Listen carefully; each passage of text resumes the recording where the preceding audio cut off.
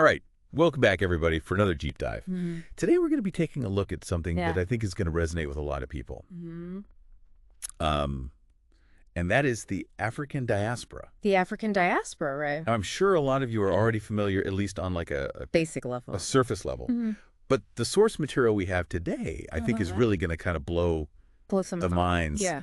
And that is Unfinished Migrations. Unfinished Migrations. By Patterson and Kelley. Patterson and Kelley. So what's the... You know, it's interesting. The big idea here with unfinished migrations.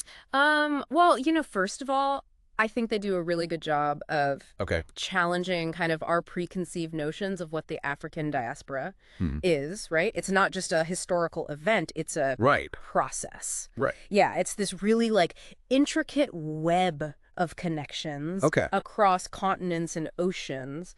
And so it's, you know, it's like a tapestry or something. Yeah. I was going to say, it's not just like one place. Yeah.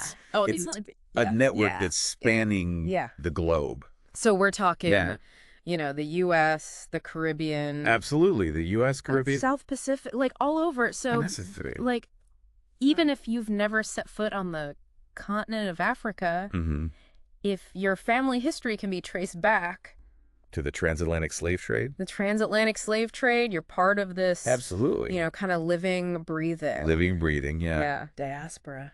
And something I think that they really kind of, I don't know, it struck me when I was reading this, is how they talk about. Yeah. Like, not understanding the diaspora just through, like, a single cultural lens. Yeah, like just through, say, English culture, right? English culture, yeah. For example. Right, you can't look at it that way. Because then you're missing, like, the whole... We're missing the rainforest. The whole forest for the trees. Yeah. Absolutely. Exactly. And so, like... Yeah, it flattens the experience. Yeah, and, like, even within, like, you know, a single family, you know? Like, how... Right. Traditions have changed over the years. And as they've... You know, as they've interacted with other communities, like, that's what the diaspora is. Exactly. It's that fluid nature of it. It's fluid. Yeah. So, and like, it's, you know, that it's constant. That makes you realize how much we oversimplify things. Absolutely. I think one of the other really key things that they point out is they challenge this idea of an African-centered view of the diaspora. So they want us to move away from that.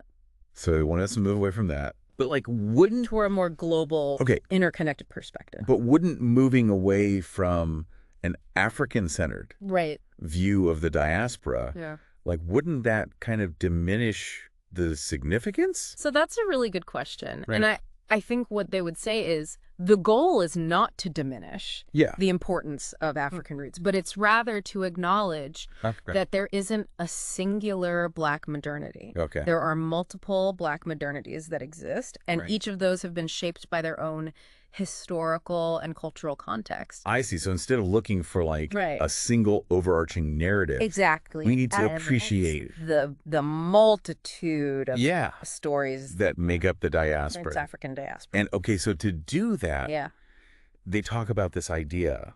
So they say we have to adopt what they call a transnational historical perspective. A transnational historical perspective. So can you break that down for me a little bit? What does that even mean? Yeah, so that basically means, like, we need to look beyond national borders when we're thinking about the African diaspora. And we need to examine the global narratives and interconnections that have shaped it. So, like, how colonialism impacted not just Africa, but, like, a whole... People of African descent all over the world. Yeah. It's about connecting those dots. And seeing that larger... That broader picture.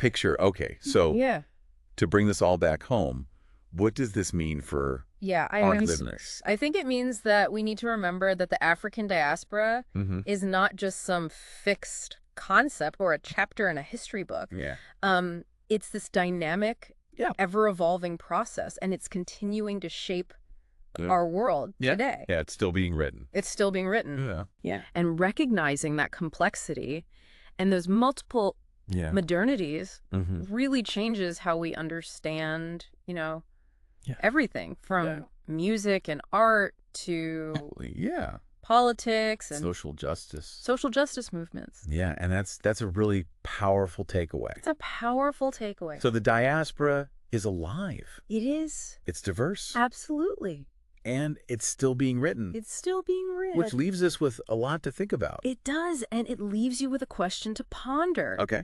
How might this global understanding of the African diaspora change your understanding of your own personal history, your identity, and your place in the world? Expert speaker.